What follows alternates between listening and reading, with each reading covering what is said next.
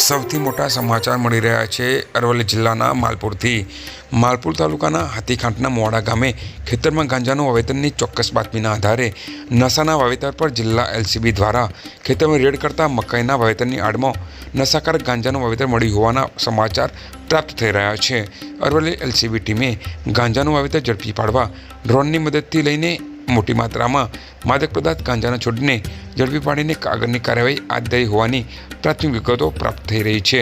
ત્યારે માલપુર પોલીસ સ્ટેશનના અંતરિયાળ વિસ્તારમાં આવેલ હાથીખાંટના મોવાડા ગામની સીમમાંથી શંકાસ્પદ ગાંજાના વાવેતરવાળું ખેતર જિલ્લા એલસીબીએ ઝડપી પાડતા ચકચાર મચી જવા પામી છે। વૈભવ રાઠોડ, અરવલ્લી ન્યૂઝ, માલપુર।